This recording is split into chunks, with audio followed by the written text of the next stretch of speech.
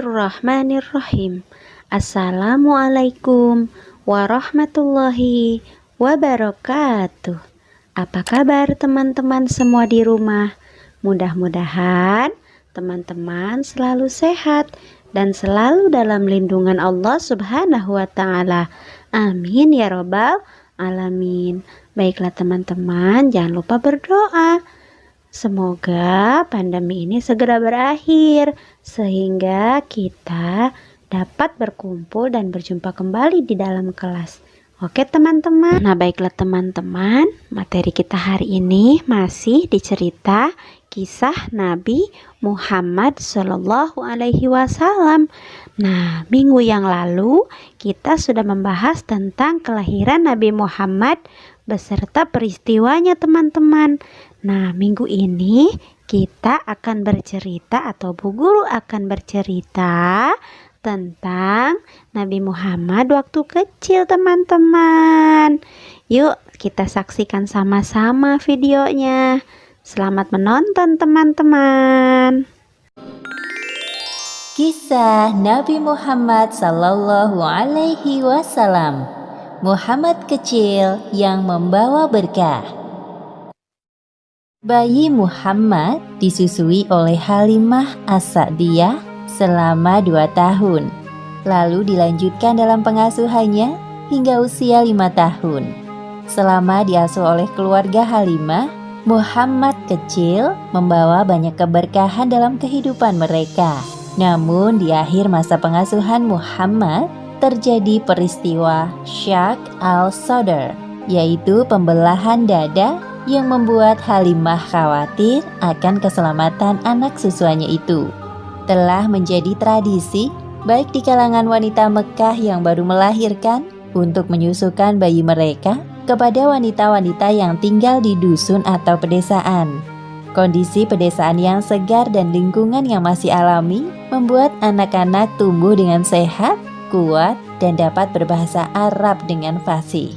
Sebelum kedatangan para wanita dari Bani Sa'ad, Muhammad sempat disusui oleh Suwaibah, budak perempuan Abu Lahab. Abu Lahab adalah satu di antara paman Muhammad dari garis keturunan ayahnya. Wahai suamiku, semoga kita dapat anak bangsawan kaya seperti teman-temanku. Saat ini hidup kita sangat sulit. Ya, aku pun berharap sama seperti engkau. Mengingat hasil panen ladang kita tahun ini gagal dikarenakan paceklik yang melanda Taif. Namun harapan suami istri itu tidak terkabul karena bayi para bangsawan kaya telah diambil oleh teman-teman mereka. Hanya tersisa 1 bayi dalam gendongan ibunya. Bayi itu adalah Muhammad. Wahai saudaraku, bawalah bayiku ini bersama kalian. Ayah bayi ini telah meninggal. Jadi tinggal aku dan kakeknya yang mengasuhnya. Raut wajah Halimah tampak kecewa mendengar pernyataan Aminah. Sikapnya sama seperti wanita Bani Sa'ad lain yang menolak menyusui Muhammad karena ia anak yatim.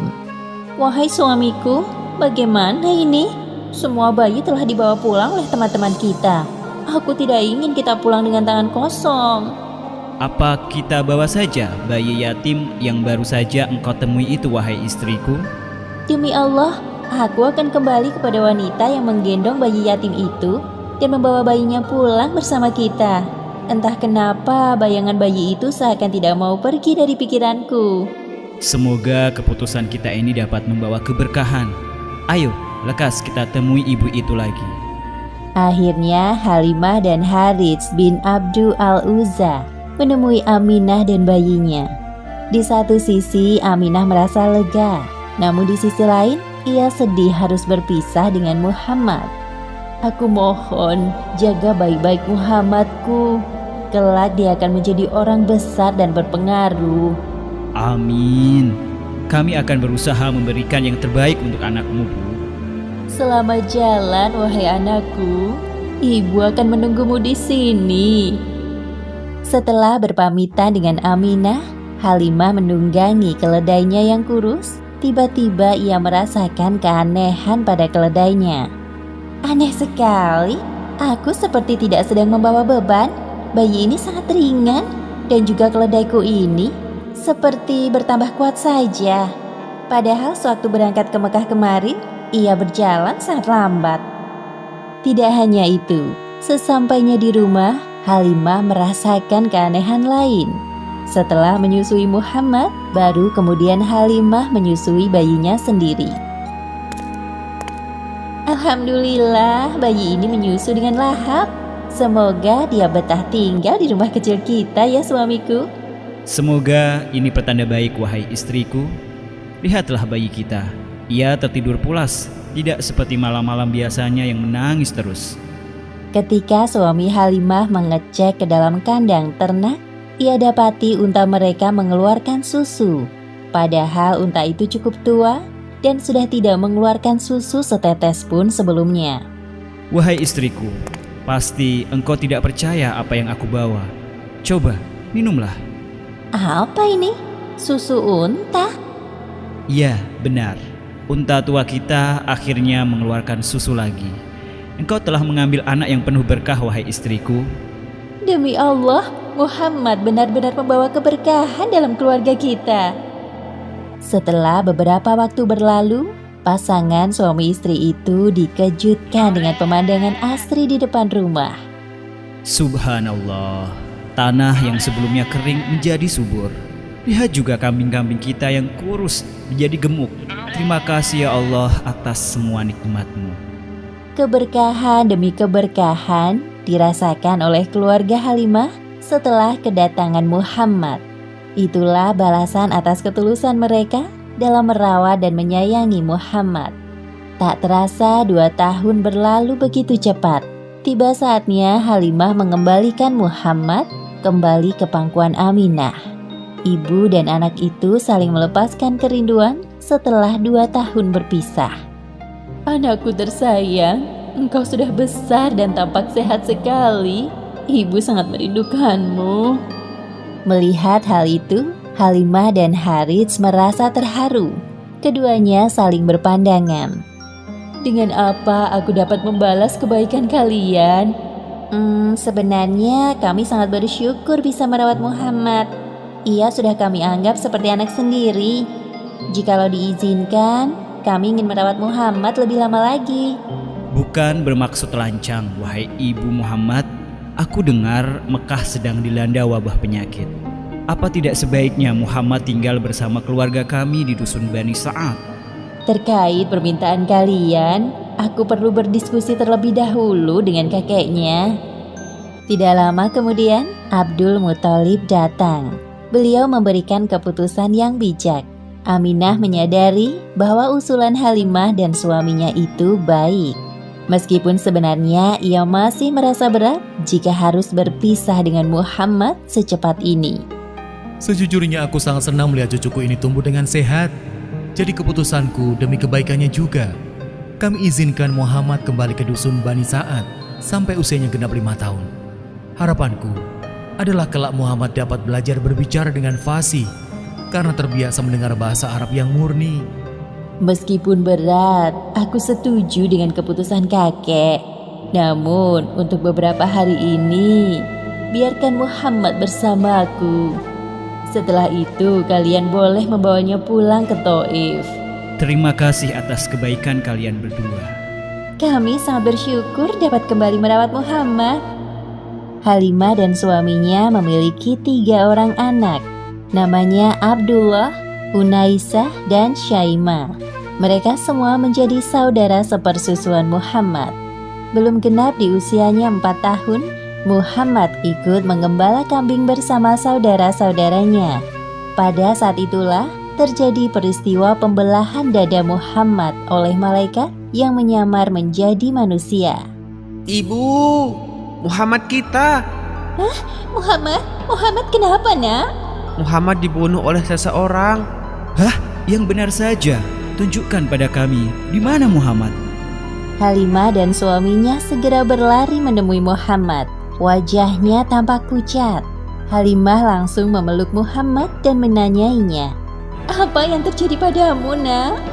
Kemudian Muhammad menceritakan peristiwa yang barusan terjadi kepadanya. Seperti yang disebutkan dalam hadis riwayat Muslim nomor 162. Rasulullah Shallallahu Alaihi Wasallam didatangi malaikat Jibril ketika beliau Shallallahu Alaihi Wasallam sedang bermain dengan beberapa anak. Jibril kemudian menangkapnya, menelentangkannya, lalu Jibril membelah dada beliau. Jibril mengeluarkan hatinya dan mengeluarkan dari hati beliau segumpal darah beku sambil mengatakan, "Ini adalah bagian setan darimu." Jibril kemudian mencucinya dalam wadah yang terbuat dari emas dengan air zam-zam. Lalu ditumpuk, kemudian dikembalikan ke tempatnya. Wahai suamiku, perasaanku tidak enak.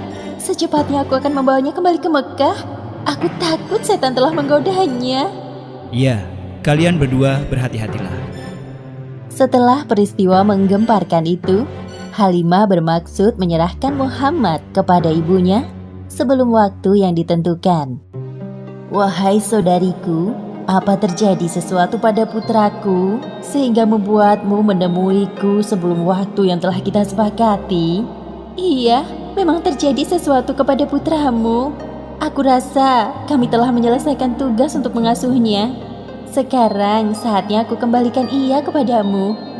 Tunggu, katakan dengan jelas agar aku bisa mengerti sebenarnya apa yang terjadi pada Muhammad. Halimah menceritakan peristiwa pembelahan dada Muhammad kepada Aminah dengan suara yang terbata-bata. Sedangkan Aminah dengan tenang mendengarkan penjelasan Halimah. Wahai ibu susu anakku, demi Allah, setan tidak mempunyai daya upaya untuk merasuki tubuh anak suci ini. Masih ingatkah engkau? Aku pernah mengatakan kepadamu bahwa kelak Muhammad ini akan menjadi orang besar. Sewaktu aku mengandungnya, aku merasakan banyak keajaiban. Apakah keajaiban itu juga terjadi kepada keluargamu? Iya, kami merasakan banyak keberkahan sejak mengasuh putramu. Jadi tenanglah wahai saudariku, jangan khawatir. Insya Allah Muhammad selalu dilindungi olehnya. Aku dan kakeknya telah mempercayakan pengasuhan Muhammad kepadamu. Setelah mendengar penjelasan Aminah, Halimah dapat bernafas lega. Semua ketakutannya sirna. Begitulah akhirnya Muhammad kembali ke dusun Bani Sa'ad bersama Halimah. Sekarang usia Muhammad telah genap 5 tahun. Tidak lama lagi Muhammad akan berpisah dengan keluarga Halimah. Pada hari itu Muhammad dan anak-anak Halimah sedang asyik mengembala kambing sambil berkejar-kejaran. Tiba-tiba Halimah mendatangi mereka dan mengajak pulang. Wahai ibu, ada apa? Mengapa engkau menyusul kami? Tidak biasanya. Kami masih ingin bermain, Bu. Kedatangan Halimah yang tiba-tiba disebabkan ada perasaan khawatir. Terlebih lagi melihat ada 2 orang Habasyah sedang mengintai Muhammad dari kejauhan. Anak-anak, coba perhatikan langit di atas sana. Sepertinya sebentar lagi akan turun hujan. Makanya ibu menyusul kalian kemari. Oh iya, benar juga. Ibu baik sekali menyusul kami. Kekhawatiran Halimah belum berhenti sampai kedua laki-laki itu mendekati Muhammad. Hei anak-anak, kau sudah selesai bermainnya? Tadi itu seru sekali loh. Sebenarnya apa yang paman inginkan? Hahaha, tidak ada nak. Coba kau berbalik badan. Muhammad kecil membalikkan badannya dan 2 laki-laki itu terbelalak melihat punggungnya. Mereka lalu pergi sambil berbisik-bisik. Aneh sekali kedua paman itu. Mereka sangat mencurigakan. Ayo anak-anak, sebaiknya kita pulang sekarang. Kekhawatiran Halimah pun terbukti. Orang-orang Habasyah itu merencanakan hal buruk pada Muhammad kecil setelah melihat tanda di punggungnya. Tidak salah lagi. Menurut berita yang aku dengar bahwa anak laki-laki yang memiliki tanda di antara kedua bahunya itu kelak akan menjadi orang yang besar. Kita harus mendapatkannya sebelum keduluan orang lain. Jika kita berhasil mendapatkannya, pasti raja akan memberikan hadiah besar untuk kita. Sayup-sayup pembicaraan kedua orang Habasyah terdengar sampai ke telinga Halimah. Ia pun segera mempercepat langkah kakinya. Aku harus pergi dari tempat ini. Muhammad sudah tidak aman tinggal di dusun ini. Anak-anak, bisa agak cepat jalannya? Baik, Bu. Untung saja, meskipun dengan susah payah, Halimah dan anak-anak berhasil lolos dari kejaran orang-orang Habasyah yang ingin menculik Muhammad. Anak-anak, sepertinya kalian harus berpisah dengan Muhammad. Sudah waktunya ibu mengembalikan Muhammad kepada ibunya di Mekah. Wahai Muhammad, meskipun kita tidak tinggal bersama-sama lagi, namun kita tetap bersaudara sampai kapanpun. Kita pasti akan merindukanmu, Muhammad. Jangan lupakan persahabatan kita ya Muhammad. Terima kasih semuanya. Aku tidak akan pernah melupakan kalian semua. Sampai jumpa lagi. Ayo Muhammad, kita harus tiba di Mekah sebelum tengah malam. Pasti ibu dan kakekmu sangat bahagia bertemu denganmu. Akhirnya Muhammad berangkat meninggalkan dusun Bani Sa'ad dengan perasaan haru. Terlalu banyak kenangan indah yang ia lewati bersama keluarga Halimah. Namun di sisi lain, ia juga merindukan keluarganya di Mekah. Matahari mulai tenggelam di sebelah barat. Langit sore semakin gelap. Suasana Mekah di malam hari semakin bertambah ramai. Pada saat itulah Halimah kehilangan Muhammad. Muhammad, di mana engkau, Nak? Halimah mencari anak susuannya itu di sekitar, namun tak kunjung ketemu. Dengan berat hati, ia pun menuju rumah Abdul Muthalib. Assalamualaikum warahmatullahi wabarakatuh. Waalaikumsalam warahmatullahi wabarakatuh. Oh, Anda sudah datang. Silakan masuk. Maafkan aku. Hari ini aku berniat mengembalikan Muhammad kepadamu. Tapi sampai di Mekah atas, Muhammad hilang. Aku telah mencarinya, namun tidak ketemu. Memang aku belum hafal tempat-tempat di sini. Jadi, bagaimana ini? Tenanglah, Bu. Aku akan mengutus orang untuk mencari cucuku. Engkau tunggulah di sini. Setelah Abdul Muthalib meminta tolong kepada tetangganya untuk mencari Muhammad, beliau berdoa di depan Ka'bah. Ya Allah, mudahkanlah cucuku Muhammad untuk kembali kepada kami. Hanya Engkaulah yang dapat memudahkan pencarian ini. Tak lama kemudian, Abdul Muthalib bertemu dengan Muhammad. Ia diantar oleh Waraqah bin Naufal dan temannya. Ternyata secepat itu Allah Subhanahu wa Ta'ala mengabulkan doa Abdul Muthalib. Kemarilah, wahai cucuku. Aku tadi menemukan cucumu di daerah Mekah atas. Sepertinya ia tertinggal jejak pengasuhnya. Terima kasih, saudaraku. Sama-sama, kami pamit dulu. Setelah kepergian Waraqah, Abdul Muthalib mengajak Muhammad untuk bertawaf di Ka'bah. Wahai cucuku, sekarang mari kita bertemu dengan ibumu. Beliau sangat cemas kehilanganmu di perjalanan tadi. Sesampainya di rumah kakeknya, Muhammad kecil meminta maaf kepada Halimah karena telah membuatnya cemas. Saat itu juga Muhammad harus berpisah dengan ibu susuan yang telah merawatnya selama 5 tahun. Selamat tinggal anakku. Aku selalu mendoakanmu. Semoga engkau menjadi orang besar seperti harapan ibumu. Demikianlah akhir kisah Muhammad kecil yang membawa keberkahan bagi orang di sekitarnya. Dalam kisah ini, pelajaran yang dapat kita ambil adalah kerjakan segala sesuatu dengan niat ikhlas mencari ridha Allah, maka keberkahan akan mengikutimu. Wallahu a'lam bishawab. Itulah tadi cerita masa kecil Nabi Muhammad Shallallahu Alaihi Wasallam. Semoga teman-teman dapat mengambil hikmah dari cerita atau kisah Nabi Muhammad di masa kecilnya. Bahwasanya Nabi Muhammad waktu kecil itu pembawa berkah. Nah, semoga teman-teman juga sama menjadi anak yang membawa berkah untuk kedua orang tuanya. Oke teman-teman, yuk kita tutup bersama-sama dengan melafazkan Alhamdulillahirobbil alamin. Baiklah teman-teman, Bu Guru mohon maaf apabila banyak kata-kata yang salah dari Bu Guru. Ibu akhiri, Assalamualaikum warahmatullahi wabarakatuh. Dadah.